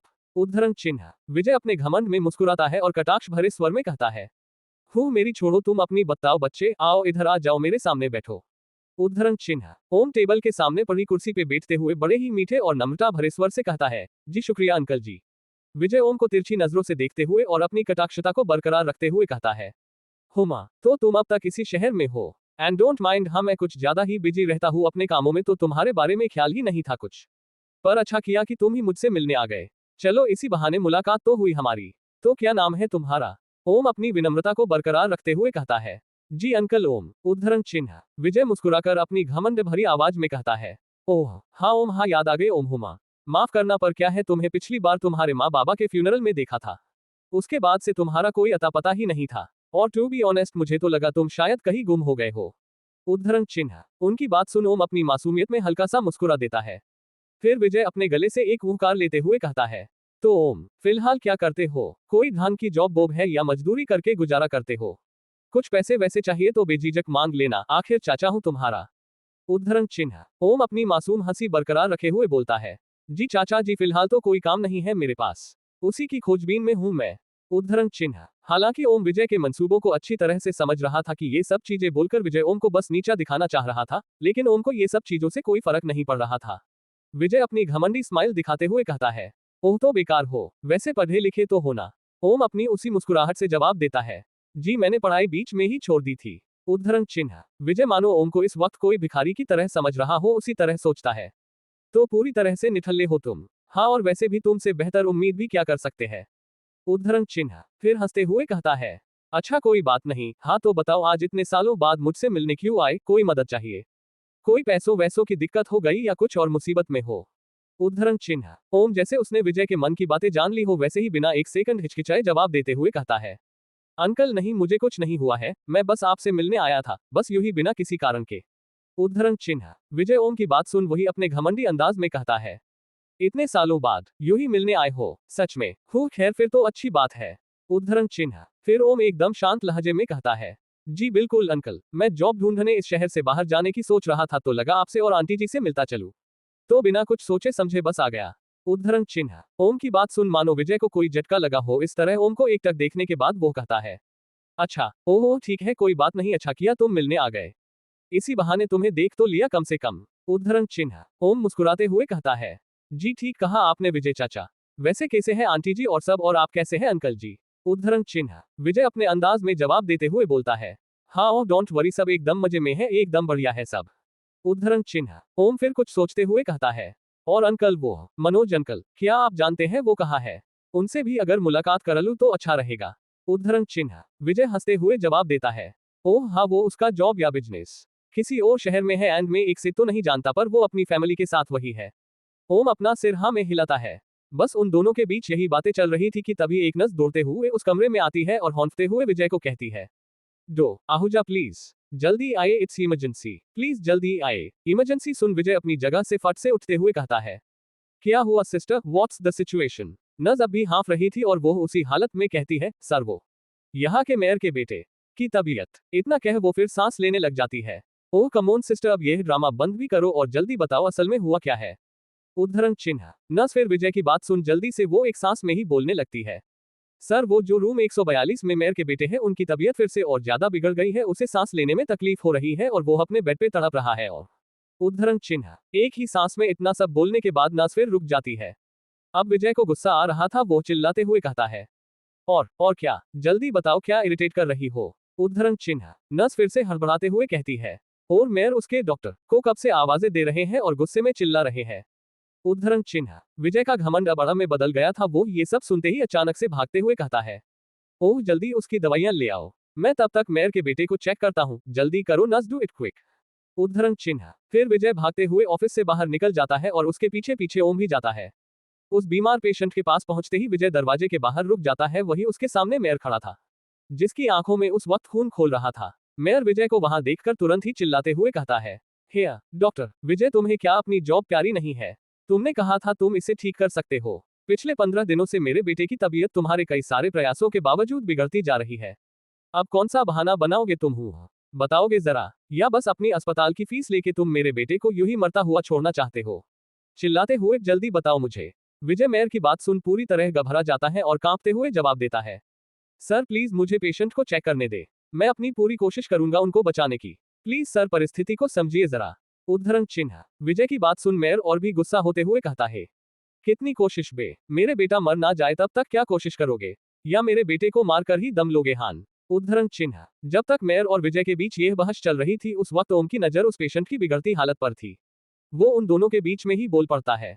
सुनिए क्या आप प्लीज। उद्धरण चिन्ह। अभी ओम ने इतना कहा ही था कि विजय ओम की तरफ देखते हुए बीच में ही गुस्से से कहता है, अपना मुंह बंद रखो समझे तुम, ये सब तुम्हारी समझ से परे है, अपनी औकात देख के बोलो तुम। उद्धरण चिन्ह। फिर वापस वो मेयर से बात करने लग जाता है। ओम मानो पेशेंट की हालत को समझ गया हो इस तरह चिल्लाते हुए कहता है, क्या आप लोग बाद में नहीं लड़ सकते हो, क्योंकि अगर देर हो गई तो मुझे नहीं लगता बचाने के लिए सर आपका बेटा बचेगा, तो पहले क्या आप अपने बेटे को बचाने की कोशिश करेंगे।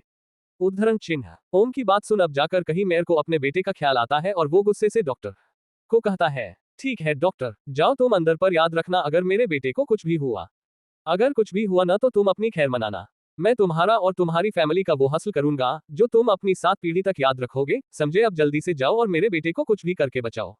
उद्धरण चिन्ह। CH8 चमत्कार। मेयर की दी गई धमकी से अब विजय आहूजा का सारा घमंड चूर चूर हो चुका था। वो जल्द ही वार्ड के अंदर जाता है और पेशेंट की हालत चेक करने लगता है। तब तक नर्स भी दवाइयों के साथ और जरूरी सामान के साथ अंदर आ जाती है। विजय देखता है कि पेशेंट की सांस धीरे धीरे नम हो रही थी। विजय अपनी पूरी कोशिश करता है कि वो पेशेंट की सांसों की गति को काबू में ले आए, पर कुछ ही देर में उसे पता चलता ही कि उसकी कोशिश नाकाम हो रही थी। पेशेंट के साइड में पड़ा हुए मशीन पल्स डाउन होते हुए दिखा रहा था। काफी देर कोशिश करने पर भी विजय को कोई भी पॉजिटिव रिजल्ट नहीं मिल रहा था। ये देख उसका शरीर अब पसीने से भीग रहा था। वो तुरंत ही घबराहट के साथ नर्स को कहता है, जल्दी से वो कंस्ट्रक्शन टैबलेट लाओ। उद्धरण चिन्ह। नर्स जल्द ही किट में से एक टैबलेट निकाल कर विजय के हाथों में देती है और जैसे ही विजय उस टैबलेट को पेशेंट को खिलाने ही वाला होता है कि अचानक से ओम उसे रोकते हुए कहता है, रुक जाए अंकल, वो टैबलेट इसकी मौत को और भी करीब ला देगी।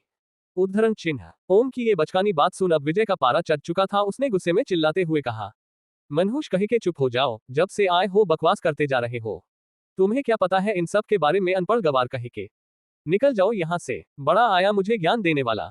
इतना कह वो उस टैबलेट को मेयर के बेटे को खिला देता है और अचानक ही मेयर के बेटे के टैबलेट निगलते ही कुछ ही देर बाद मेयर का बेटा जोर जोर से सांसें लेने लगता है। उसकी आंखें बड़ी हो जाती है, वो पागलों की तरह बेड पे तड़पने लगता है और फिर कुछ ही पल बाद सब एकदम से सब शांत हो जाता है और वहां मौजूद सब देखते हैं कि मेयर का बेटा उस बेड पर अभी बेजान होकर बिना हिले डुले पड़ा हुआ था। सभी लोग ये मंजर देख एक हैरानी और घबराहट के साथ शांत खड़े हुए थे। अपने बेटे को यूं मरा पड़ा देख मेयर दौड़ते हुए कमरे में आता है और गीली आंखों से अपने बेटे को कुछ पल के लिए देखता है और फिर गुस्से के साथ विजय की ओर देखने लगता है और फिर अचानक से जाकर सीधे विजय का गला दबाने लगते हैं और जोर जोर से चिल्लाते हुए विजय का गला दबाते हुए उसके पूरे शरीर को हिलाते हुए कहता है, साले घटिया बेकार डॉक्टर, तूने ये क्या किया, मेरे एक लौते बेटे को मार डाला, अब तुझे भी उसके साथ मरना होगा।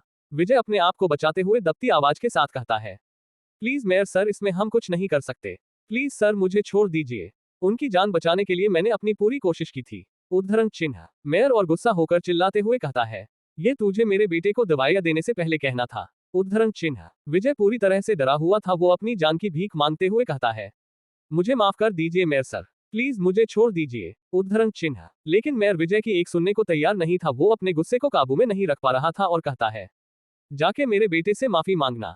उद्धरण चिन्ह। उसी वक्त ओम जल्द से वह पड़ी ट्रे में से कुछ सुइयां लेता है और तेजी से उन सभी सुइयों को उस पेशेंट के छाती और पेट पर चुभोता है।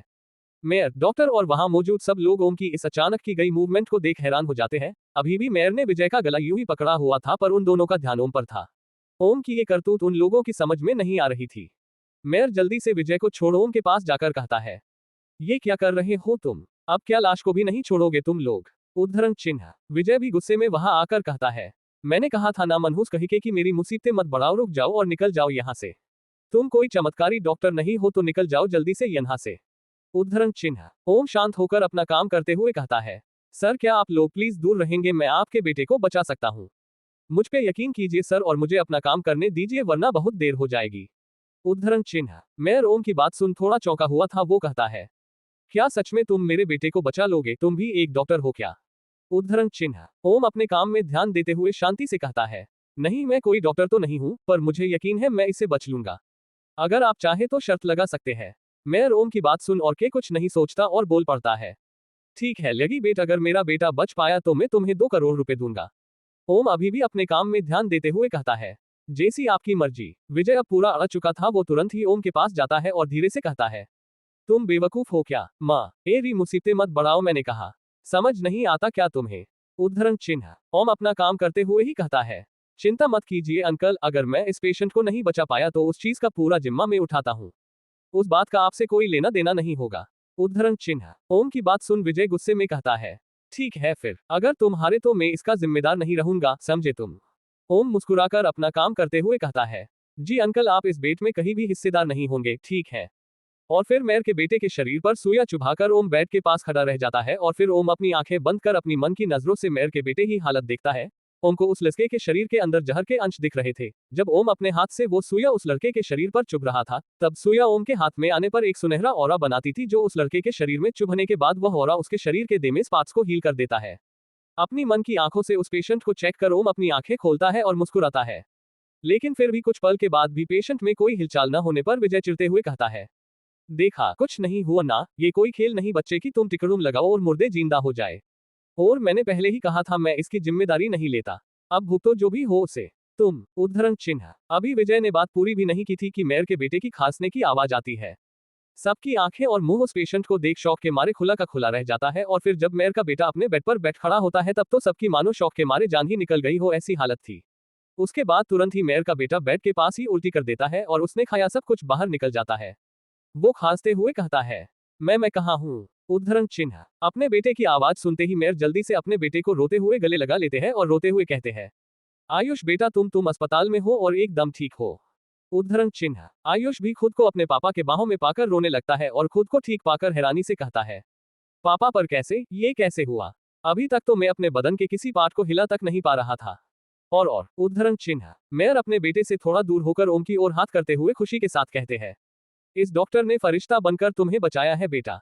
आयुष ओम की ओर मुस्कुराकर कहता है, क्या नाम है आपका डॉक्टर? ओम मुस्कुराकर जवाब देता है, जी सर, मेरा नाम ओम आहूजा है और मैं कोई डॉक्टर नहीं हूँ, बस वैद्य का थोड़ा बहुत जानकार हूँ। मेयर ओम के पास आते हैं और ओम के कंधों पर हाथ रखकर खुश होते हुए कहते हैं, बेटा, बेशक तुम मेरे बेटे के ही उम्र के हो और तुमने मुझ पे आज बहुत बड़ा एहसान किया है, तो बेशक एक डॉक्टर के रूप में तुमने अपनी काबिलियत प्रूव कर दी है और मैं जानता हूं कि मैं ये एहसान अपनी जिंदगी देकर भी नहीं चुका सकता, पर फिर भी ये लो मेरा कार्ड, तुम कल मुझे मेरे ऑफिस मिलना और अपने 2 करोड़ रुपए मुझसे ले लेना और मैं जबान देता हूं तुम्हें, मेरी जब भी जरूरत पड़े बस मुझसे कॉन्टेक्ट कर लेना, मैं और मेरा बेटा हाजिर हो जाएंगे।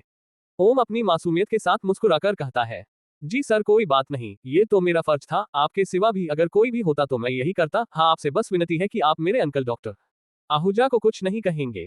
ओम की ये बात सुन मेयर फिर गुस्से भरे चेहरे के साथ विजय के पास जाता है और विजय का कंधा पकड़ते हुए कहता है, हो तो तुम इस बच्चे के अंकल हो, अपना लाइसेंस फाड़ डालो बेकार डॉक्टर। इस मासूम बच्चे ने तुम्हें बचा लिया, किस्मत वाले हो, लेकिन सुधार जाओ अब। इतना कह मेयर एक कॉल आने की वजह से बीच में से ही वहां से बाहर निकल जाते हैं। लेकिन डॉक्टर विजय की आंखें अब भी खुली की खुली थी। उन्हें अपनी आंखों पर विश्वास नहीं आ रहा था। वो मानने को तैयार ही नहीं थे कि पिछले 15 दिनों से जो लड़का अपना हाथ तक नहीं हिल पा रहा था और कुछ देर पहले मानो मर ही चुका था, वो लड़का अभी बेड पर एकदम ठीक बैठा है, मानो उसे नया जन्म मिला हो। ओम अपने अंकल को आवाज देता है, चाचा जी आप ठीक तो है ना? लेकिन ओम के सवाल पर विजय बस इतना ही बोल पाता है, हाँ, ये तुमने कैसे किया? उद्धरण चिन्ह। CH9 माँ की ममता। ये तुमने कैसे किया? अभी तक आयुष को ही देखते हुए विजय ओम से बस इतना ही कह पाता है। ओम भी आयुष को देखते हुए विजय को समझाता है, उसकी बॉडी में जहर का डोज दिया गया था, जिससे कि वो बीमार पड़ा और आप जो कंस्ट्रक्शन दवाएं उसे दे रहे थे वो भी किसी ने बदल दी थी। तो जब आज आपने उसे वो अपनी कंस्ट्रक्शन दवा दी, तब उसका इम्यून सिस्टम जो कि पूरी तरह से धीमा हो चुका था, वो एकदम से बंद ही हो गया और उसे दिए गए धीमे जहर ने उसका असर दिखा दिया और वो पूरी तरह से निष्क्रिय हो गया। पर आप नहीं देख पाए कि उसकी सांसें अब भी बिल्कुल ही धीमी गति से चल रही थी। जो किस्मत से मैंने नोटिस कर लिया था और मुझे उसकी हालत से अंदाज था कि आपकी मेडिसिन्स उसे ठीक नहीं कर पाएंगी, तो मैंने उसके शरीर के वाइटल होल्स में वही पुराने जमाने की आध्यात्मिक सुई वाली ट्रीटमेंट दोहराए और उसका रिजल्ट इस वक्त आपके सामने है। हाँ, अगर कुछ देर और हो जाती तो शायद आप और मैं दोनों ही कुछ नहीं कर पाते, पर अब हालात काबू में है। उद्धरण चिन्ह। ओम जितनी सहजता से समझा सकता था उसने विजय को समझाया, लेकिन विजय की समझ में कुछ नहीं आ रहा था। हालांकि उसने आध्यात्मिक सुइयों की ट्रीटमेंट के बारे में पढ़ा था, पर वो जानता था कि आज के जमाने में इस बड़ी ट्रीटमेंट कोई नहीं जानता। लेकिन फिर ओम ये लुप्त हो चुकी आध्यात्मिक सर्जरी कैसे जानता था? विजय को अभी जो कुछ भी हुआ उस पर किसी भी तरह से यकीन नहीं आ रहा था। वो ओम को कुछ पल के लिए तो देखता रहता है, फिर कुछ देर बाद स्वस्थ होकर बोलता है, लेकिन तुम आध्यात्मिक सर्जरी के बारे में कैसे जानते हो? सिर्फ जानते नहीं, पर तुमने उस तकनीक को कुछ देर पहले ही यहाँ आजमाया भी। हालांकि तुमने तो कहा था कि तुमने पढ़ाई बीच में ही छोड़ दी थी। उस वक्त तक ओम ने वहां मौजूद नर्स को कुछ मेडिसिन के लिए रफ सामान लाने को कह दिया और फिर विजय की बात पर ध्यान देते हुए मुस्कुराकर जवाब देते हुए कहा, जी अंकल, मैंने आपसे बिल्कुल सच ही कहा था और मैंने कभी भी आध्यात्मिक सर्जरी के बारे में पढ़ाई नहीं की है, ना ही मैंने मेडिकल की पढ़ाई की है कोई। लेकिन ये सारा ज्ञान मुझे किताबें पढ़ने से मिला। उद्धरण चिन्ह। विजय ने जो अभी सुना उसे सच मानना इम्पॉसिबल था। वो ओम को चौंक कर देखते हुए कहता है, सिर्फ कुछ किताबों से तुमने अभी एक मरते आदमी को ठीक कर दिया और तुम चाहते हो कि मैं इस बात पर यकीन कर लूं? ओम मुस्कुराते हुए कहता है, जी बिल्कुल, अगर आप यकीन ना भी करना चाहे तो कोई बात नहीं, लेकिन ये बात एकदम सच है कि अपनी लाइफ में मैंने पहली बार किसी की सर्जरी की है। उद्धरण चिन्ह। अब धीरे धीरे विजय का दिमाग काम करने लगा था और मन ही मन वो ओम की इतनी अच्छी लर्निंग स्किल्स की तारीफ करते हुए सोचता है। हाँ, तुम मेरे भाई के बेटे जो हो, तुम में भी अपने पिता की तरह ही जल्दी सीखने की कमाल की खूबी है। बेशक तुमसे मुझे कोई लगाव नहीं है, लेकिन फिर भी अभी अभी तुमने मेरी जान बचाई। फिर विजय थोड़ा नरमी से बात करते हुए ओम से कहता है, जो भी हो, लेकिन बड़ी अच्छी किस्मत है तुम्हारी। बेटा पहली बार में ही तुम इस बड़ी रिस्की सर्जरी में कामयाब हो गए। वाकई तुम्हारा लक बहुत मेहरबान है तुम पर। अभी उन दोनों के बीच बातें चल ही रही थी कि तभी नज वहां पर ओम की बताई चीजें ले आती है। ओम जल्दी से वह चीजें लेकर टेबल पर जाकर उन चीजों का कंस्ट्रक्शन बनाने लगता है और फिर कुछ ही देर में कंस्ट्रक्शन बनाकर उसे आयुष को पिला देता है। कंस्ट्रक्शन पीने के कुछ ही पल बाद आयुष पेशेंट मेयर का बेटा को अपने शरीर में अचानक से ही भरपूर ताजगी महसूस होती है और वो अपनी जगह पर से खड़ा होकर खुद के पैरों को देखने लगता है। उसके चेहरे पर किसी जंग जीतने जैसी मुस्कुराहट थी। वो एक्साइट होते हुए कहता है, शुक्रिया डॉक्टर, पिछले कई महीनों से मेरी हालत काफी नर्म थी, मुझे खुद पर यकीन तक नहीं था कि मैं फिर अपने पैरों पर चल भी पाऊंगा या नहीं। शुक्रिया डॉक्टर। ओम, आप सच में एक जादूगर हो। ओम उसे देख हंसता है और अपने मीठे आवाज में कहता है, कोई बात नहीं मी, आयुष में तो बस जो मुझे आता था उस चीज से आपको बचाने का काम कर रहा था। अब आप बस अपना ख्याल रखिए और कुछ वक्त तक हो सके तो किसी यकीनमंद इंसान के हाथों से बना या तो फिर अपने हाथों से बना खाना ही खाए, क्योंकि आपकी जान के दुश्मन आपके आसपास में ही है। फिर ओम अपने अंकल की ओर देखकर मुस्कुराते हुए कहता है, तो चलिए अंकल, अब मैं चलता हूँ, आपसे मिलकर अच्छा लगा। चाची और बाकी सबको मेरी याद देना। इतना कह ओम वहां से निकलने लगता है। विजय ओम को रोकते हुए कहता है, रुको बच्चे, तुम तो अपनी चाची से मिलना चाहते थे न, तो आ क्यों रहे हो? उद्धरण चिन्ह। ओम थोड़ी नरमी से जवाब देता है, फिर कभी मिल लूंगा अंकल, फिलहाल मुझे नहीं लगता ये सही रहेगा। उद्धरण चिन्ह। विजय हंसते हुए कहता है, इतने साल हो गए तमहे हम लोगों से मिले हुए, आओ तुम ही कह दो चलो, आज तुम मेरे घर पर ही रात बिताना चलो, इसी बहाने साथ में खाना खाएंगे। उद्धरण चिन्ह। ओम थोड़ा मुस्कुराते हुए कहता है, जी अगर आप कहते हैं तो ठीक है अंकल। उसके बाद ओम और विजय दोनों ही अस्पताल से निकल के विजय की कार में विजय के घर की ओर चल देते हैं। काफी देर तक रास्ते में कुछ बातचीत करते हुए उनकी कार एक छोटे पर आलिशान बेंगलो के गेट के पास आके रुक जाती है। विजय फिर अपने चौकीदार से कार में लगे ब्लूटूथ में कुछ कहता है और उसके बाद चौकीदार गेट खोलता है। ओम देखता है कि विजय का घर एक खूबसूरत छोटा सा विला था। ओम विला को देखते हुए कहता है, खूबसूरत विला है अंकल। उद्धरण चिन्ह। विजय वापस अपने अहंकार में आते हुए कहता है, सही कहा तुमने बच्चे। उद्धरण चिन्ह। फिर कार पार्क करने के बाद दोनों घर के बड़े से दरवाजे के पास रुकते हैं और विजय दरवाजे पर लगे सिक्योरिटी स्क्रीन पर अपना अंगूठा लगाता है और फिर दरवाजा खोलकर दोनों अंदर चले जाते हैं। अंदर जाते ही विजय अपनी बीवी बच्चों को आवाज देते हुए चिल्लाते हुए कहता है, शारदा, रिया, सौम्या, कहाँ हो सब? जरा देखो कौन आया है आज घर पे। विजय अपना कोट रखते हुए कहता है, बैठो मैं तुम्हारे लिए पानी मंगवाता हूँ। उद्धरण चिन्ह। ओम थोड़ा हिचकिचाते हुए और किसी के इंतजार में हो उस तरह देखते हुए कहता है, नहीं उसकी कोई जरूरत नहीं अंकल, मैं कंफर्टेबल हूँ। उद्धरण चिन्ह। कुछ ही देर बाद एक 35-40 साल की औरत बीच की सीढ़ियों से नीचे उतरते हुए कहती है, क्या हुआ जी, कौन आया है? क्यों चिल्ला रहे हो आप? उद्धरण चिन्ह। तभी इतना कहते हुए उस औरत की नजर ओम पर जाती है। वो ओम की चाची थी। ओम उस औरत को पहचानता है, आखिर क्यों ही न पहचाने, आखिर कुछ साल ही उसने अपने बचपन को प्यार के पलों में जिया था, पर उन पलों में वो सामने से आ रही औरत जिसका नाम शारदा था वो भी एक हिस्सा थी। ओम को याद आता है कि जब भी शारदा आंटी ओम और उसके माँ बाबा से मिलने आती हमेशा ही ओम के लिए कुछ न कुछ लाती। शारदा आंटी का कोई बेटा नहीं था तो वो ओम को ही अपने बेटे जैसा ही प्यार करती थी। और इतने साल उन्होंने कभी भी ओम के लिए भगवान से दुआ मांगना नहीं छोड़ा था। लेकिन वो एक पतिव्रता स्त्री थी जिसकी वजह से उसने अपने पति की बातों का मान रखकर अपने बेटे से इतने साल दूर रही। पर उन्होंने अंदर ही अंदर ओम की चिंता करना कभी नहीं छोड़ा था। उनके अंदर आज भी ओम के लिए उतना ही प्यार था। ओम को देखकर ही उन्हें एक अजीब से अपनेपन का एहसास हुआ। कौन हो तुम बेटा? मैंने तुम्हें पहचाना नहीं। ओम को देखते हुए शारदा आंटी कहती है। पता नहीं क्यों पर शारदा आंटी की आंखों में उस वक्त आंसू आने लगे थे। बेशक वह ओम को पहचान नहीं पा रही थी क्योंकि ओम काफी बदल चुका था दिखने में। वहीं ओम की आंखों में भी आंसू थे। बेशक ओम का अपने शरीर पर पूरा कंट्रोल था, पर कहते हैं नमा की ममता बड़े से बड़े पर्वतों को भी धूल बना देती है। ओम ने हमेशा ही शारदा आंटी में अपनी माँ को देखा था, इसीलिए आंसू भरी आंखों के साथ वो बस आंटी को देखता ही रह गया और कुछ भी न बोल पाया। कौन हो तुम बेटा? एक बार फिर शारदा आंटी ओम को देखते हुए पूछती है। ओम अपने ख्यालों में से बाहर आ जाता है और तुरंत ही वो हड़बड़ाहट के साथ बोलने की कोशिश करता है। जी आंटी, मैं। उद्धरण चिन्ह। अभी ओम कुछ बोलने जा ही रहा था कि तभी सीढ़ियों से दो लड़कियां उतरते हुए पूछती है, हाँ डैड, कौन आया है डैड? CH10 नफरत की वजह। कौन आया है डैड? विजय अंकल की बेटियां सीढ़ियों से उतरते हुए कहती है। इस तरफ ओम और शारदा एक दूसरे को देख रहे थे। शारदा आंटी कंफ्यूज थी कि कौन है ये लड़का, पर कहीं ना वो ओम की आंखों में एक अपनापन महसूस कर रही थी। वो सोच रही थी कि कौन है ये लड़का और क्यों ये इतना अपना लग रहा है। वो ओम से फिर पूछती है, क्या हुआ बेटा, तुम क्यों कुछ नहीं बोल रहे हो और तुम्हारी आंखों में आंसू क्यों है। उद्धरण चिन्ह। ओम तुरंत ही होश में आता है और अपने आंसू पोंछते हुए मुस्कुराते हुए कहता है, वो कुछ नहीं आंटी, बस कुछ चला गया था आंखों में। उद्धरण चिन्ह। आंटी मुस्कुराकर कहती है, अच्छा कोई बात नहीं, पर तुम हो कौन बेटा। ओम अभी कुछ बोलने जा ही रहा था कि तभी विजय, जो कि किचन में गया था, वो किचन से बाहर आते हुए कहता है, तुमने इसे पहचान नहीं, यह मेरे बड़े भाई का बेटा ओम है।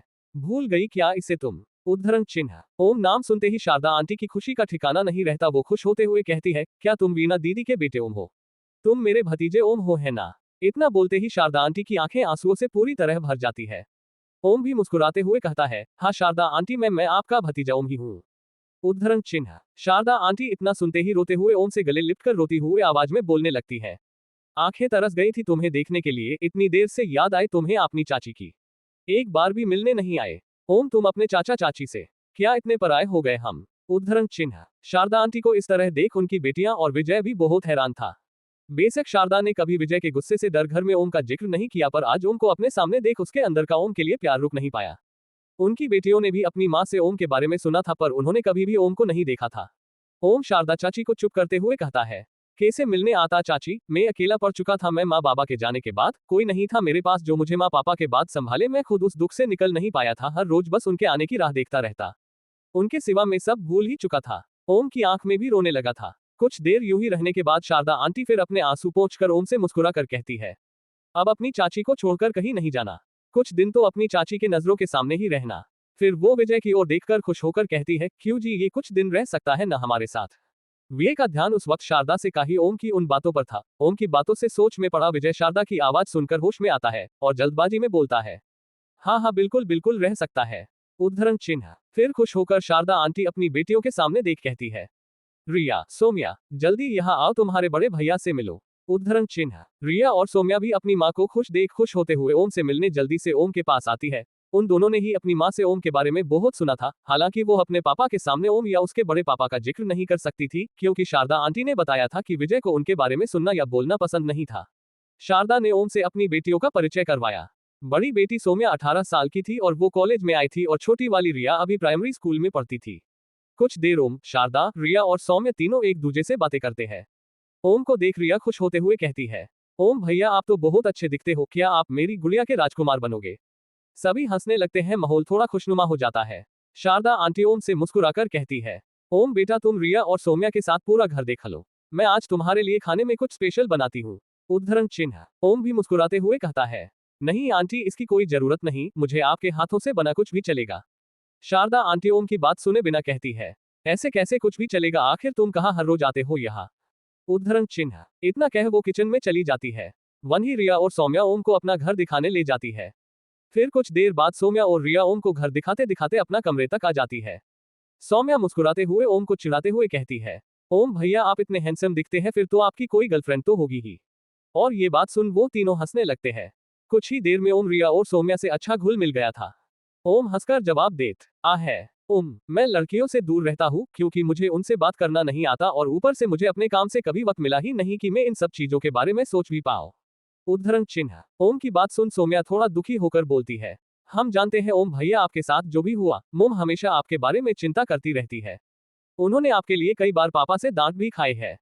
उद्धरण चिन्ह। ये बात सुन ओम थोड़ा सोच में पड़ जाता है, तभी रिया बात आगे बढ़ाते हुए बोलती है, मम्मा आपको हमारे साथ रखना चाहती थी, पर पापा आपके साथ नहीं रहना चाहते थे। ओम भैया आप तो बहुत अच्छे हो, फिर भी क्यों पापा ने आपको कभी नहीं बुलाया। इतना बोल रिया बड़ी ही मासूमियत के साथ ओम की ओर देखती है। ओम रिया को अपनी गोद में उठा के फिर मुस्कुराते हुए बोलता है, नहीं मेरी प्यारी रिया, तुम्हारे पापा ओम से हमेशा बात करते थे, पर ओम भैया अपने काम से फ्री ही नहीं होते थे, इसलिए अपनी बहन से मिलने नहीं आ पाए। उद्धरण चिन्ह। रिया उदासी के साथ ओम से कहती है, आप झूठ बोल रहे हो, हमने कई बार पापा को गुस्सा करते हुए देखा है मम्मा पर आपकी वजह से। आप मम्मा को बचाने पहले क्यों नहीं आए, और क्या आप वापस हमें छोड़कर चले जाओगे। ओम भैया। इतना कह रिया और सौम्या दोनों ही बिल्कुल उदास हो जाती है, और उन्हें देख ओम का भी चेहरा उतर जाता है। पर ओम फिर रिया को गुदगुदी करते हुए कहता है, नहीं रिया, अब ओम भैया तुमसे मिलने हमेशा आते जाते रहेंगे, और अब से ओम भैया अपनी बहन रिया के साथ खेलेंगे। रिया अब खुश होकर जोर से हंसते हुए कहती है, सच में ओम भैया, मम्मा सच कहती है आप बहुत स्वीट हो। उद्धरण चिन्ह। इस तरफ खुश होकर शारदा किचन में खाना बना रही थी और वही विजय उससे बातें कर रहा था। वो शारदा को खुश देखकर कहता है, मतलब तुम्हें उस लड़के की बहुत चिंता थी, इसीलिए उसे देख तुम तुरंत ही रो पड़ी, क्यों सही कहना मैंने। विजय को अचानक बोलत देख शारदा हिचकिचाती है और बोलती है, हो सकता है, लेकिन आप भी तो उससे इतनी नफरत करते हैं तो क्यों उसे घर लाए, मैं उसे अपने बेटे की तरह ही चाहती हूँ। पर ना जाने क्यों आपकी आंखों ने उसे हमेशा ही दुश्मन की तरह देखा। आखिर उस मासूम से इतनी नफरत क्यों। न जाने कैसा होगा उसका बचपन, न जाने कैसे रहता होगा वो, हम उसके सगे चाचा चाची है, हमें ही उसकी लाइफ के बारे में कुछ नहीं पता। क्योंकि आप उसे पसंद नहीं करते। एक मासूम से बच्चे को आपने और आपके भाई ने मिलकर परिवार होते हुए भी अकेला रहने के लिए छोड़ दिया। उद्धरण चिन्ह। शारदा की बात सुन विजय थोड़ा गुस्सा होते हुए कहता है, हाँ मुझे वो पसंद नहीं है, क्योंकि वो विपुल का बेटा है और उसी की तरह दिखता है और सारे गुण उसी के जैसे है। पहले से ही हम तीनों भाइयों में हर कोई बस विपुल विपुल ही करता रहता, वो घर में हर किसी का चाहता था, क्योंकि उसका हर काम परफेक्ट था। न जाने कौन सा जादू चलता था उसका, बस उसी वजह से मुझे ना उसका बाप पसंद था नहीं वो। उद्धरण चिन्ह। विजय की ऐसी बातें सुन शारदा हंसते हुए कहती है, सिर्फ हर काम में अच्छे होने की वजह से आपकी कभी विपुल भैया से नहीं बनी और उनके जाने के बाद आपने सिर्फ इतनी सी बात के लिए एक छोटे से बच्चे को उसका परिवार होते हुए भी अनाथों की तरह जीने के लिए छोड़ दिया। एक मासूम बच्चे को आपने नफरत का पुतला बना दिया। वाह क्या सोच है आपकी, मैं आपसे क्या ही कहूं। विजय से शारदा की ये तंज भरी बातें सहन नहीं हो रही थी। ऊपर से ओम और उसके पिता के बारे में सोच विजय का खून खोल रहा था। तभी उसकी नजर वहां रखे चाकू पर जाती है। वो बिना कुछ सोचे तुरंत ही चाकू अपने हाथ में ले लेता है और शारदा की ओर चाकू लिए आगे बढ़ता है। आज के लिए बस इतना ही दोस्तों। ओम द अननोन मैन की इस रोमांचक कहानी के लिए और जानना चाहते हैं तो अगले पार्ट का इंतजार कीजिए। पसंद आए हो तो लाइक, सब्सक्राइब, शेयर करें, कोई गलती लगे तो कमेंट में बताएं, इससे हमें बेहतर कंटेंट बनाने की प्रेरणा मिलती है। धन्यवाद।